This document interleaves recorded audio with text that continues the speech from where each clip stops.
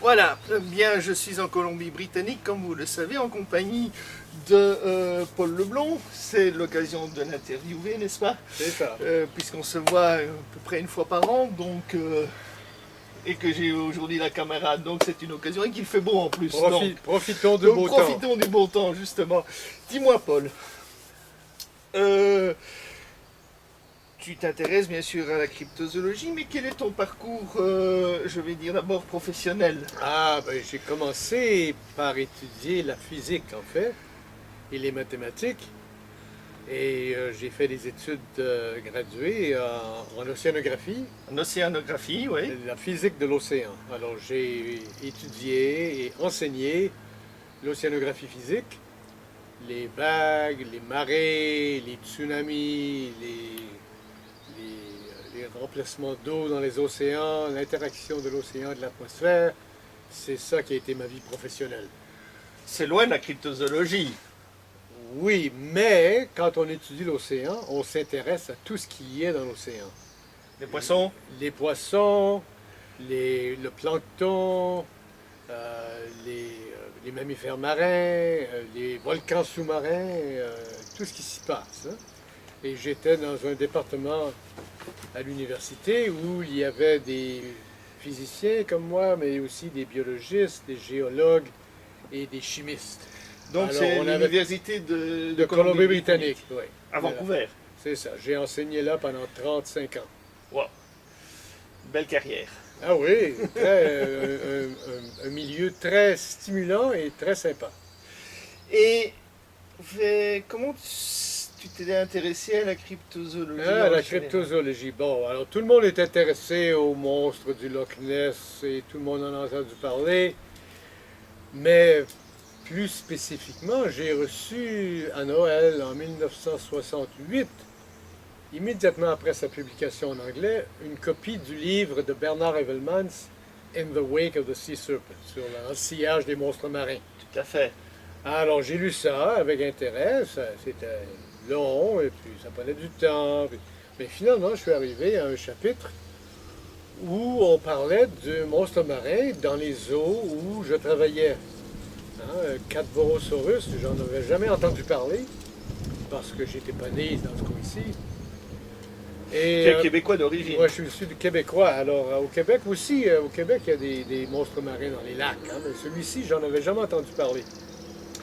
Et alors là, je me suis dit que ce type, Heuvelmans, en France, qui devait compter sur les rapports de correspondants à l'étranger, il avait bien dû en manquer quelques-uns. Rapports. J'avais un collègue ici, un biologiste, et on était jeunes et naïfs. Attends, on va peut-être laisser passer le progrès. C'est ça, oui. Alors, ça c'était en 69 à peu près. J'étais jeune et naïf, je n'avais pas encore la permanence à l'université. Mais je me suis dit, on va faire une enquête. On a envoyé des questionnaires aux gardiens de phare, aux capitaines de remorqueurs, aux gens de la garde côtière, les opérateurs de marina. On a demandé, dites-nous, est-ce que vous avez vu des animaux qui vous semblent être des monstres marins? Et on a reçu des rapports, on a reçu une quarantaine de rapports de gens qui en avaient jamais parlé avant, peut-être, et qui nous ont décrit leurs observations. On a fait un petit rapport de l'université là-dessus. Mon patron à l'université a été il a accepté ces choses-là. Il s'est dit, bon, ben, si Heuvelmans peut écrire des livres là-dessus, vous pouvez écrire un rapport avec l'imprimature du département. OK. Alors, on a publié un petit rapport sur observation d'animaux non identifiés dans les eaux côtières de Colombie-Britannique.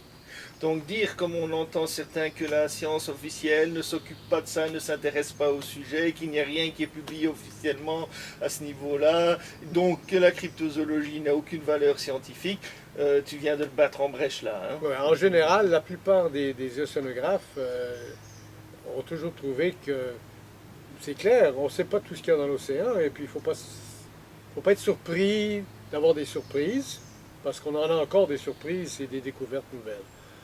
Alors, aussi longtemps qu'on prend bien soin de vérifier les observations et les témoignages, on peut découvrir quelque chose. Alors, on a publié ce petit rapport, le manuscrit numéro 28 du département d'océanographie, et je suis parti en année sabbatique à Moscou, parce que ma première femme, étudiait le russe, et puis je cherchais un endroit où aller passer un an avec des collègues intéressants. Alors, on est allé à Moscou. Elle pour le russe et moi pour l'océanographie. Et en route, je suis passé en France. J'ai passé tout l'été à voyager en voiture avec mes 3 enfants et ma femme, à faire du camping dans l'Europe, Ouais. avant d'arriver à Moscou. Et en route, nous sommes arrêtés sur l'île du Levant, Ouais. où Bernard Evelmans prenait ses vacances. Dans la Chaque été d'ailleurs. Oui, dans la colonie de naturistes. Là. Alors, on a fait une visite à mon fils, qui avait 13 ans, et moi, on est allé prendre une visite à Bernard. Je lui ai apporté une copie de mon rapport. Et on s'est rincé l'œil un peu. Et on est On reparti. coupera au montage. Et alors, c'est comme ça que ça a commencé. Et plusieurs années plus tard, m'est arrivé un message de la part de Richard Greenwell, qui voulait organiser une société internationale de cryptozoologie. Mhm. Alors, il m'a dit, bon, ben, est-ce que vous êtes intéressé à ça, etc. J'ai dit, oh, OK, ça me semble une bonne idée. Je suis sauté sur un avion, je me suis rendu à Washington, et on a eu une réunion dans le Smithsonian Institute, où on a créé la Société internationale de cryptozoologie, et j'ai participé à ces activités pendant plusieurs années, tout en continuant à ramasser de l'information sur Caddy, notre Cadborosaurus, pour finalement finir par publier un rapport, un petit volume, Discovering Cadborosaurus, qui résume toute l'information qu'on a ramassée là-dessus. Il y a même une copie en français. Exactement, on va en venir. Donc cette voilà copie. Tout à fait. la page couverture. Copie, ouvrage que vous allez pouvoir retrouver, d'ailleurs que vous retrouvez pour certains qui le connaissent déjà, sur la page du site de cryptozoologie belge www.cryptozoologia.eu. Donc voilà, vous pouvez l'obtenir là-dessus. On en profite pour faire un peu de publicité. C'est ça. Alors, dis-moi un petit peu, Cadborosaurus, ça vient d'où ce nom?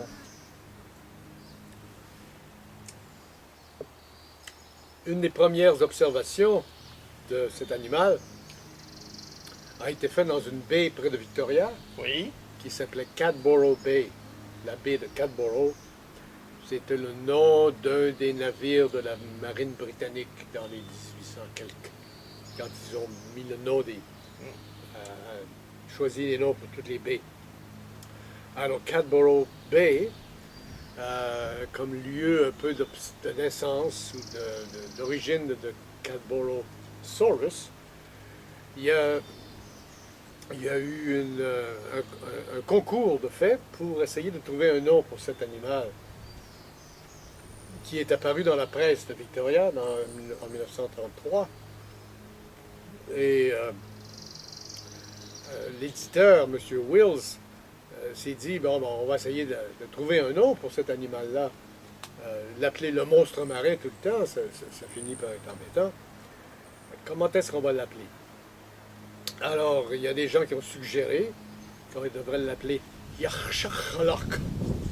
Yachchakalak. Ben, Yachchakalak, c'était un des noms que les Indiens avaient pour cet animal. Mais il n'est pas facile à prononcer, puis il n'est pas facile à orthographier non plus.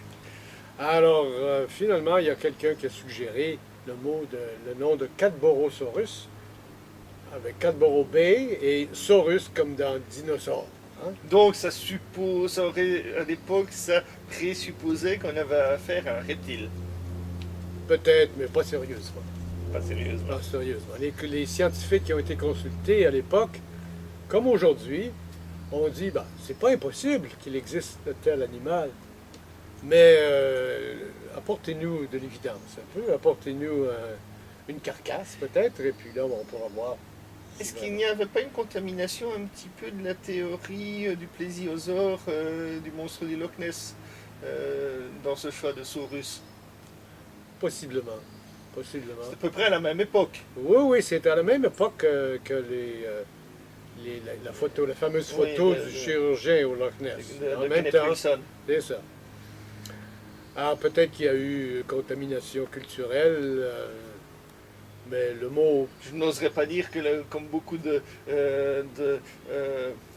dire, de Colombiens britanniques, je ne sais pas Ouais. comment on dit ça, sont d'origine écossaise. Est-ce que. Oui, peut-être. Enfin, bon, c'est peut-être aller un peu loin, là. peut-être, c'est possible. Hein, c'est fort possible. Alors, ce Cadborosaurus qu'on appelle Caddy, Caddy, hein, en ouais. diminutif, ou un petit nom familier, comme on Ouais. l'appelle exactement Nessie. Nessie pour le Nessie monstre pour- du Loch Ness. ouais. Hein. Est-ce que, dis-moi, il y a combien d'observations à peu près recensées? Ben, dans notre livre ici, on en a à peu près 250, 250. qui datent de 1700, 1700 quelque chose. La première, c'est 1791. Ça, c'était avant même que Et que, ouais, George Vancouver arrive ici. Hein. et que donc la conquête, si je peux dire, la colonisation de la région soit faite, quoi. Oui, oui. Alors, jusqu'à l'an dernier. Hein, disons. Alors, il y en a à peu près 250 observations. Pour la grande majorité d'entre elles, on a appliqué deux critères. Disons, est-ce que ce que les gens ont vu était vraiment un animal? Oui, Il n'était pas une branche ou une bille de bois dans l'eau. Et si c'était un animal, est-ce que c'était un animal inconnu? Ça, c'est un peu plus difficile parce qu'il y a des gens qui ne connaissent pas tous les animaux marins et pour qui une baleine ordinaire va être un animal inconnu. mais tu sais, tout à l'heure, je fais une parenthèse. En attendant le ferry pour venir, j'ai vu des phoques. Oui, Et certains faisaient du splash. Hein. oui, Il y avait un gros mâle qui en a fait, puis un gros mâle est passé également. C'est pas rien comme taille malgré tout. Un gros oui. mâle, moi j'ai dit ça doit faire, je sais pas, 250-300 kilos. Au moins. Je dis ça, ça avait l'air d'être une bête puissante. Oui. Quoi, hein.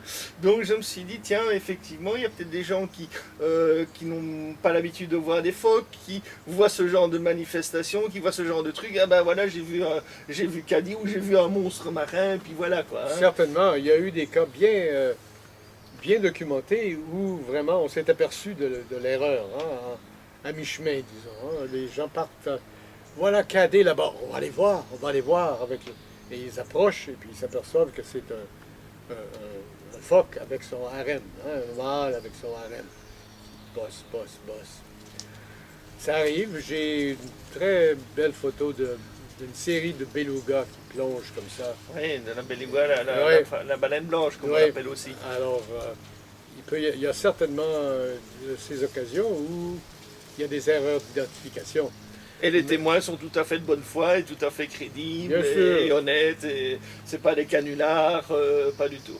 Mais il y a des cas, il y a beaucoup, beaucoup de cas où l'animal qui est vu n'est certainement pas un phoque, n'est pas une baleine, il a un long cou avec une tête un peu chevaline, Ouais. un cou qui ressort de l'eau de 2 à 3 mètres. Et puis, des fois, ben, il y a des bosses derrière. Hein.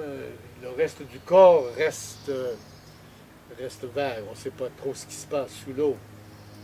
Alors, il y a beaucoup de ces observations où il n'y a aucun doute que c'est un animal qui n'est pas répertorié. Aucune idée de ce que ça pourrait être. Ça, des spéculations, oui, mais moi, je ne suis pas un biologiste, je suis un physicien. Je ramasse l'information et puis j'essaye d'éviter la spéculation taxonomique. Parce que, oui, c'est un animal, et c'est clair, et c'est pas un poisson, c'est clair. Est-ce que c'est un reptile ou un mammifère? Ben, il y a des opinions de chaque côté. Bien justement, dans ton livre, tu nous dis qu'il semblerait qu'il y ait plusieurs espèces non identifiées sous le nom, qui se cacheraient sous le nom de Cadi. Oui, en fait, quand on examine toutes les observations et qu'on compare ce que les gens ont décrit, de ce qu'ils ont vu, il y a à peu près trois groupes de, de propriétés. Il y a le long cou, comme ça. Oui, Il y a la tête chevaline. Et puis, il y a les bosses sur le dos. oui. Alors, on peut diviser presque la grande majorité des observations dans ces trois catégories, avec un certain chevauchement entre catégories. Et même au centre du diagramme, là, il y a, il y a des observations où les trois catégories sont observées dans le même animal. Est-ce qu'on a affaire avec trois différentes sortes d'animaux ou d'un animal vu selon trois perspectives différentes? Ou des dimorphismes sexuels? Ah, fort possiblement, Peut-être. oui. Mais il n'y a aucune évidence dans aucune de ces observations de caractéristiques sexuelles. Est-ce qu'on a retrouvé quelque chose qui pourrait accréditer scientifiquement l'existence de cet animal? Par exemple, une carcasse, un squelette, je ne sais pas moi, une écaille, que sais-je moi. Ouais. Ah oui, d'avoir quelque évidence matérielle, évidemment, répondrait à beaucoup de questions. Il y a eu plusieurs observations de grandes, longues carcasses sur la côte qui ont été souvent prises comme étant, voilà, on a trouvé Caddy, mais on s'est aperçu qu'il s'agissait de requins pèlerins, Oui. essentiellement. Un peu décomposés, Il y en a dans les zones ici, des requins pèlerins. oui, il y en a. Oui. On ne les voit pas très souvent, mais de temps à autre, il y en a eu des chouets sur la côte, et puis, évidemment, ce sont des grands squelettes qui attirent l'attention. Alors, non, mais il y a une carcasse qui reste encore mystérieuse, qu'on a trouvée dans l'estomac d'une baleine en 1937 dans une station baleinière dans les îles de la Reine-Charlotte, Qui est un peu plus haut qu'ici, enfin même beaucoup plus haut. qui était à une couple 2000 km Ouais. au nord d'ici, et où il y avait encore des baleines, alors il y avait encore de la pêche à la baleine. Et puis une journée, l'un des bateaux chasseurs est revenu avec un cachalot qu'ils ont ouvert immédiatement et dans l'estomac duquel ils ont découvert cet animal qui était à peu près de 3-4 mètres de long, très étroit et effiloché, avec une tête un peu chevaline et une queue comme ça battante apparemment. Et ils ont pris des photos, ils ont mis l'animal dans un baril d'acétone, je pense. Mhm. Ils l'ont envoyé à la maison mère de la compagnie baleinière qui était dans l'État de Washington, près de Seattle, à Bellevue, dans l'État de Washington. La compagnie baleinière a invité tous les gens de la ville et des environs à venir voir le spécimen dans ce baril d'acétone et pouvoir voir le vrai monstre marin qui allait bientôt être envoyé à un institut de recherche au Canada. Bon. Et Il n'est jamais arrivé dans aucun institut de recherche. Il n'est pas allé à la station biologique de Nanaimo. Il n'est pas allé non plus au musée de la disparu. La carcasse a disparu, hélas. sans aucune piste, on ne sait pas ce qu'elle est devenue, il n'y a On ne sait rien. pas ce qui est arrivé. La spéculation est que différentes parties ont été envoyées au laboratoire de Nanaimo et d'autres au laboratoire du musée de Victoria. Un des scientifiques qui était en fonction au musée à cette époque, c'est en 1937. Hein. Mhm. Un monsieur très distingué, grand biologiste qui est mort maintenant, nous a quand même révélé qu'il était,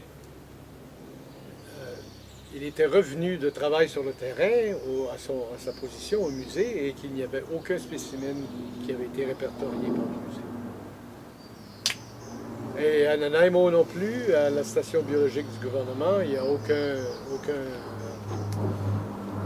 document Qui atteste une qui atteste réception. la réception de ça. Alors, disparu. Un mystère à résoudre. Ah oui, c'est un autre mystère à résoudre. Mais il n'y a pas beaucoup de gens qui restent de ce temps-là. Hein. Il y a quelques années, j'ai mis une annonce dans un journal de Seattle pour essayer de trouver des gens dont les parents, peut-être, les avaient amenés au quai de la compagnie baleinière pour voir s'il y avait le monstre marin. J'ai pas reçu de réponse. Le seul indice que j'ai reçu, c'est quelqu'un nous avait dit qu'il y en avait entendu parler par sa tante il y a des années. Il n'était pas allé. Il n'y a pas de photos dans les journaux de l'époque. Il y a un article dans un journal local qui invite la population à venir voir le monstre marin. Mais c'est pas accompagné de photos. Les photos, évidemment, il y a des photos qui ont été prises lors de la capture de l'animal et qu'on voit là de loin, comme ça. Là. Je la replacerai au montage. Ouais. Et qui montrent l'animal, mais il n'y a pas eu d'autopsie. Hein? Il n'y a pas eu d'échantillonnage de partie de l'animal.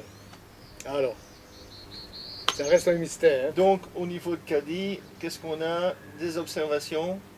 On a des observations par des témoins oculaires. On a cette carcasse qui reste... Moi, la photo. On a la photo de la carcasse avec les observations de gens qui l'ont vue, Ouais. qu'on a pu interviewer avant qu'il meure. On a aussi des œuvres artistiques par les Indiens avant l'arrivée des Européens ici, qui décrit des animaux qui ressemblent à Caddy. Là, ça reste un peu aussi, là, est-ce que c'est vraiment, est-ce qu'on identifie ce qu'on voit par ce qu'on voudrait voir? Mais disons que, et puis évidemment, il y a toutes les histoires, les traditionnelles des populations locales ici sur cet animal. Et Caddy, où c'est semblable, peu importe le nombre d'espèces qu'il y aurait, quelle est sa répartition géographique? Depuis la Californie, la baie de San Francisco, jusqu'à dans la mer de Bering en Alaska. Ah, quand même, Ouais, toute la côte, ce qui est la côte nord-est de l'océan Pacifique. tout à fait. Ouais. Ah, quand même. Donc, elle n'est pas limitée à la baie de Cadboro. Non, pas du tout, pas du tout. Ça a été vu ici en face, là, dans le détroit de Georgie, puis il y a beaucoup d'observations dans les eaux côtières. Mais évidemment, les eaux côtières, c'est là où les gens sont. Bien sûr. Alors, les gens voient l'animal en eau côtière. Il y a des observations en pleine mer aussi, Oui. par des navires. Alors, ça reste une énigme très intéressante. Et puis, il y a des observations nouvelles. Les gens encore voient cet animal. Il y a des Quel observations... est le rythme des observations annuelles? Oh, ça varie beaucoup. Il n'y en a pas eu beaucoup ces dernières années. Il y en a eu des grands nombres après 1933, quand il y a eu beaucoup de publicité faite. Il y en a eu plusieurs aussi dans les années 95, après l'année 95, où était la publication du premier compte-rendu de ce bouquet. Alors là, il y a des gens qui ont appris que ça existait, puis ils ont eu l'idée en tête et puis ils l'ont vu. On se dit, ben, est-ce que est-ce que c'est un artifice de la publicité, ces observations? Alors, il en reste encore, mais c'est toujours par accident. Puis, les gens qui me demandent où devrais-je aller pour voir Cadet, ben, je leur dis, ben, voilà, allez sur l'eau. Donc il n'y a pas de zones qui sont plus observables. Comment est-ce que je vais dire ça? Plus sujettes à observation, j'allais dire observatiogènes ou, voilà, ou quelque chose comme ça, qui sont plus sujets à observation que d'autres endroits. Enfin, le long de la côte, essentiellement. Voilà. Hein, le long de la côte de Colombie-Britannique, ici. C'est là où on voit Cadet. Ok. Bon, eh bien, si les gens veulent en savoir plus, ben, ça y est, on sait ce qu'il nous reste à faire. Soit se procurer la version anglaise ou la version française, uniquement trouvable sur notre site, bien sûr. Alors, Paul, je te remercie pour cette interview. Et en plus, il faisait tellement beau, donc eh bien, on se reverra l'année prochaine. C'est ça.